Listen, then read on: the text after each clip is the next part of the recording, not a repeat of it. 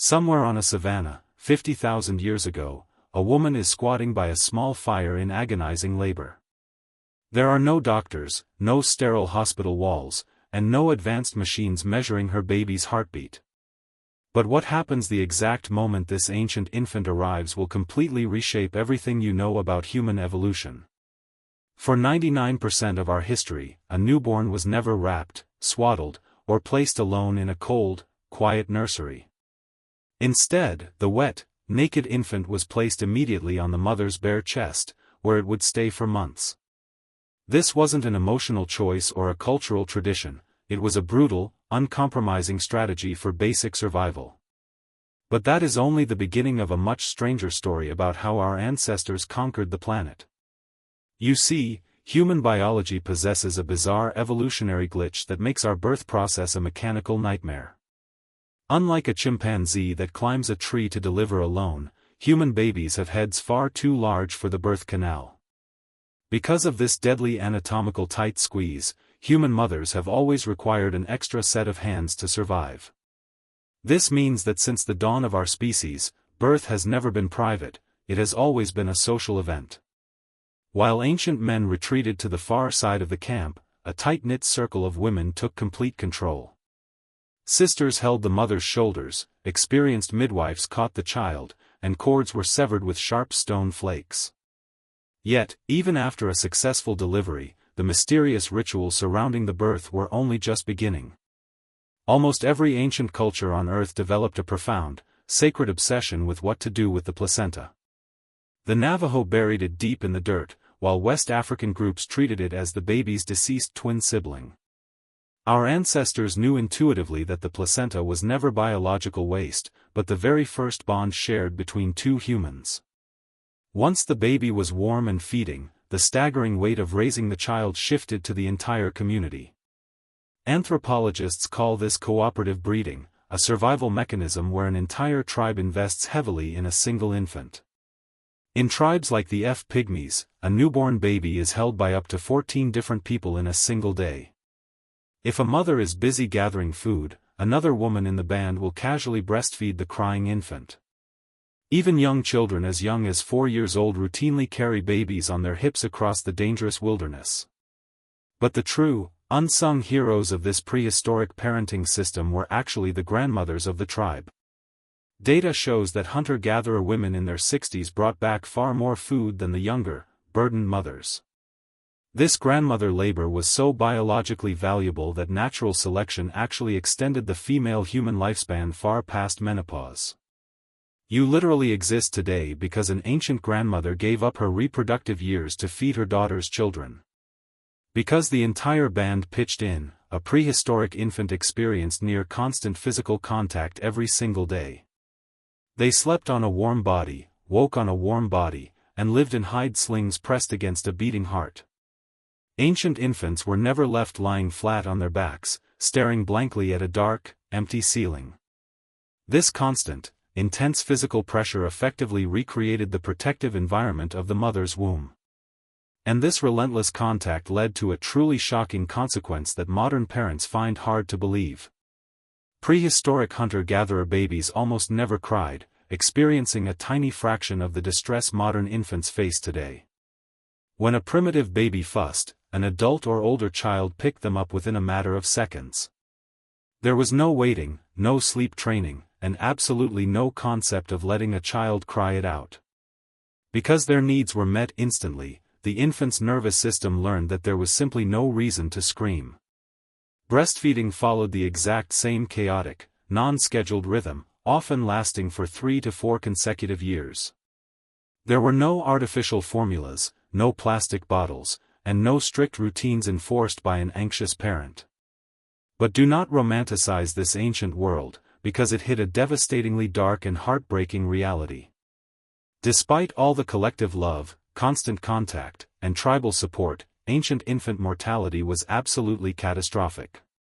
Skeletal evidence suggests that up to 40% of prehistoric children tragically died before reaching the age of 5. Without modern antibiotics or simple vaccines, a mild fever could violently erase a child's life in 3 days. This brutal reality is precisely why so many ancient cultures refused to name a newborn child immediately. A baby was only given a name after surviving the perilous first weeks, anchoring them permanently to the tribe. Before that naming ceremony, the child existed in a ghostly limbo, half arrived and not yet fully human. Once named, the child was formally presented to the elders, marked with sacred ash, and blessed by the shaman. From that exact moment onward, the child did not just belong to the parents, it belonged to the entire world. As these children grew, they entered a world where the boundary between childhood and adulthood simply did not exist. By the age of 3, a toddler would eagerly follow her mother into the thick brush to gather food. By age 5, they could reliably forage on their own, and by 8, a boy could hunt birds with a bow. Children spent their entire days in mixed age groups, learning complex survival skills entirely through imitation and play. Adults rarely interfered in their arguments, leaving the older children to teach and discipline the younger ones. This is the exact, high-contact environment that the complex human nervous system evolved to naturally expect.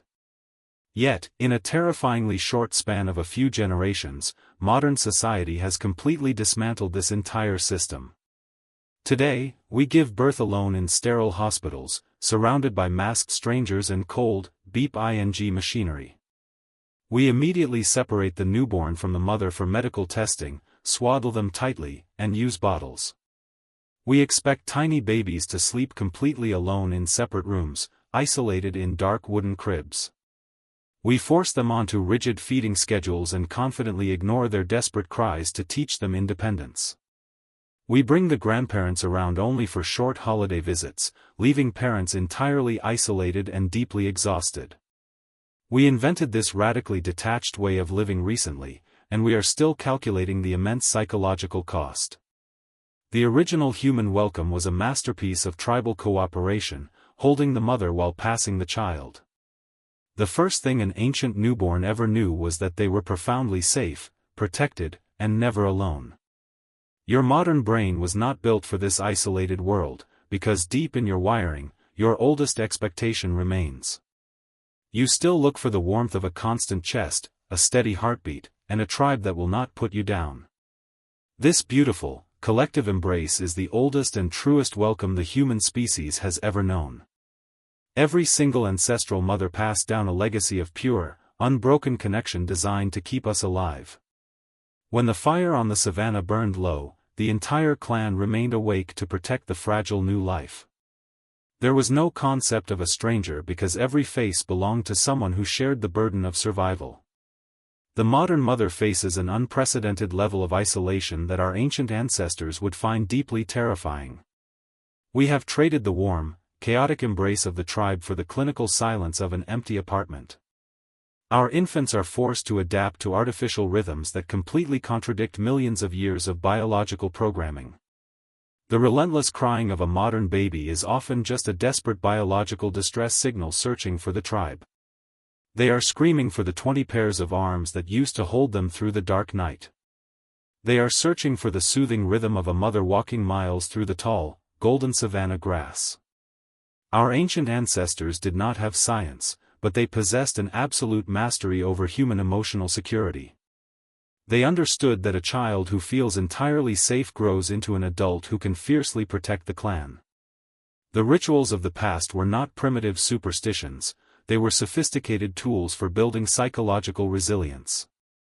When the shaman rubbed sacred ash on the newborn's forehead, the tribe was claiming eternal responsibility for them. A child never had to wonder where they belonged because the land and the people were completely intertwined. As we look forward into an increasingly digital future, we must look backward to remember what we lost. The specialized machinery of modern medicine saves lives, but it cannot replace the essential warmth of human contact. We must find new ways to recreate the ancient tribe within our cold, fragmented modern landscapes. We need to bring the grandmothers back from the periphery and place them at the heart of the family. We must allow our children to play, explore, and resolve conflicts in the wild, mixed age groups they crave.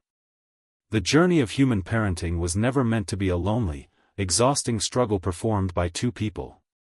It was always designed to be a grand, symphonic effort executed by an entire